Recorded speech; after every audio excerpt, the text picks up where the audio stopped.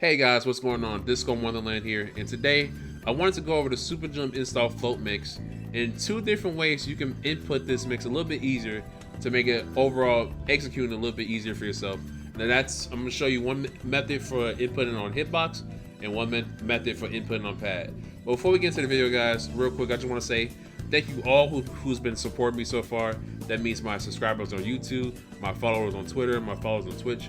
All the love and support has been really humbling, and I just want to say thank you. This content creation journey is a little bit rough start, but nothing comes easy, and I'm happy just to be making strides and getting better video by video and day by day. So with that being said, guys, if you end up liking this video, please think about giving this video a thumbs up. Consider commenting on the video, consider subscribing to my channel. All those things will help me move up the algorithm and get my videos seen by more people across the world. So without that being said, guys, please enjoy the rest of the video. So guys, Super Jump install flow mix, what do I mean? So basically, it's giving one of your special moves Super Jump properties. And as you know, Super Jump allows you to float, or you can fast fall, depending on how you want to approach your opponent. And adding Super Jump properties to your special moves allows for more dangerous mix-ups. As you can see, when you input it normally, you sort of just land on the ground. But if you input downing up, if you tiger knee it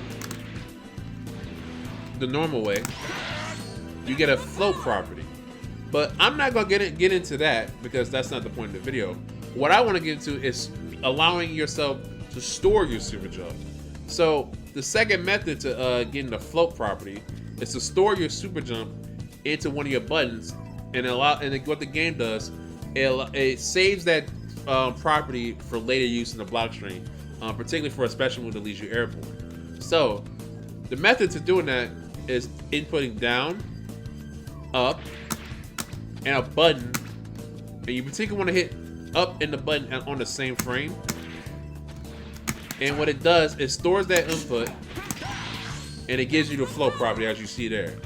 And this is a really hard to apply in real matches, but thanks to Skeezer, shout out to Skeezer. I will link his Twitter in the video description below.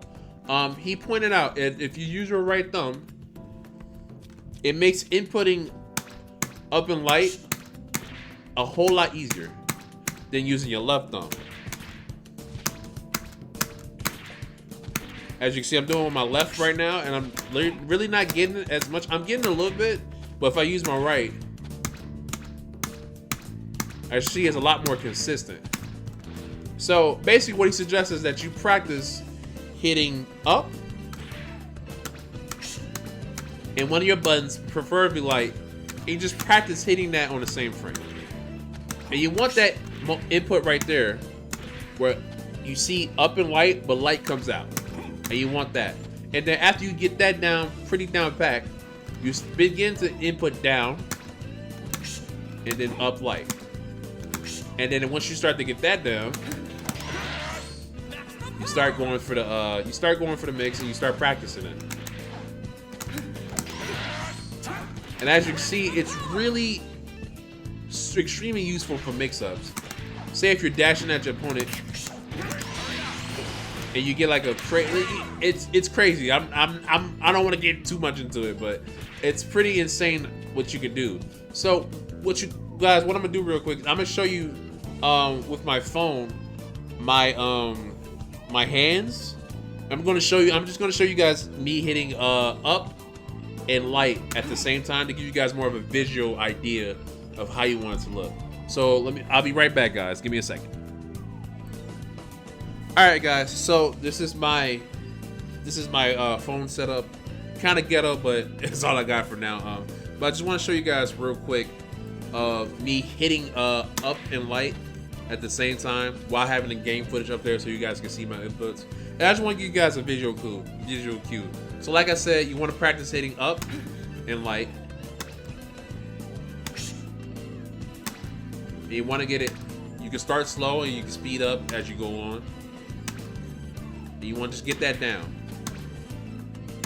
And then once you do that, you want to start hitting down and then down, up light, 1, down, up light, down, up light, 2, down, down. up light. And you just keep going. And then once you're feeling confident, you start going for it in the actual string. So you want to hit down, up, light, block string, flow. You can get it there.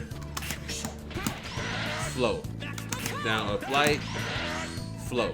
And you want to just keep doing that until you feel like you get a hang of it. And then once you feel like you get the hang of it, you want to start doing it in real matches. So I just want to show you guys that real quick. Hopefully that helps. I'm not sure.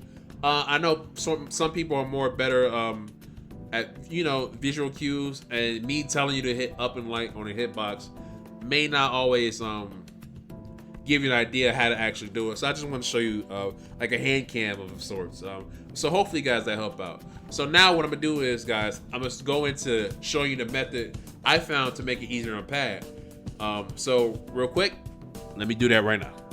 So guys, now I'm gonna show you guys my method to applying this mix on pad.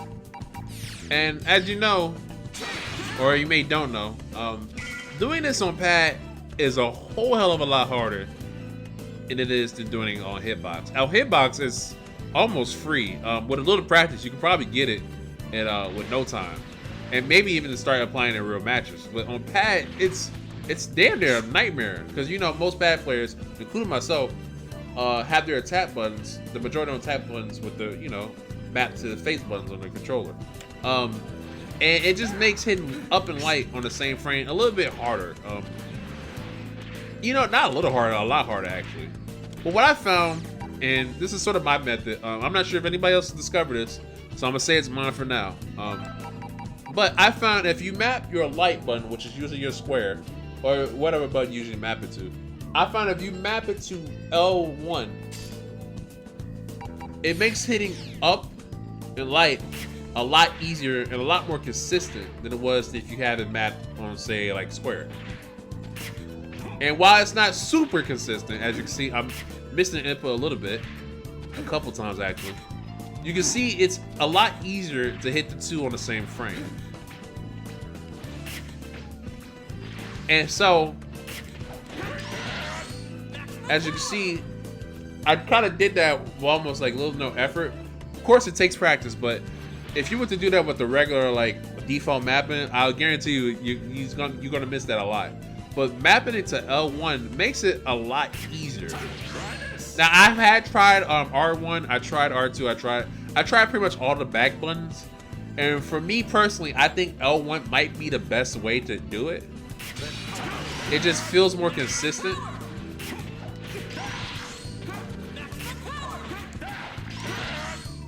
If I can get it. It just feels more consistent with L1 as light. And the reason why you want to map it to light, because realistically, if you're approaching an opponent, you're more than likely to be approaching with a light normal. You start most of your block strings with a light normal, most of the time. There are some special exceptions, but most of the time you'll be pressing light. So I figure light would be the more reasonable button to switch out. So as you can see, I'm not getting it, and it takes a lot of practice. I got it right there. I got it right there. But as you can see, I will say, compared to what I had my buttons mapped before, this is a whole lot easier.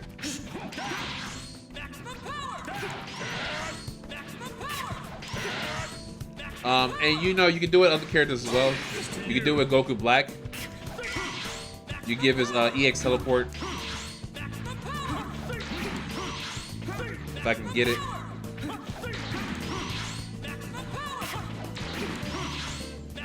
See, I got it right there.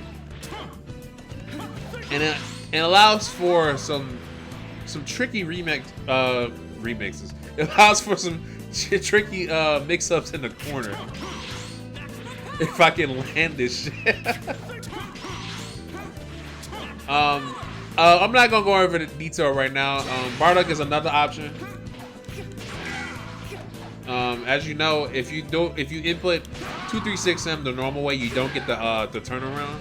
But if you input it with the super jump property, you can get the turnaround. All right, guys, so that's gonna be it for this video. Real quick, I just want to say, it's gonna feel weird at first with remapping your buttons. There's obviously a trade-off, and that trade-off is basically rewiring your brain and how you implement your normals, how you input your combos and your block trades. It's gonna be pretty weird having your light map to a different button for a while, and then getting used to the different button structure with your pad. But with practice, you'll get used to it eventually. Now, as far as making this practical, will I personally go for this in a real match? Probably not.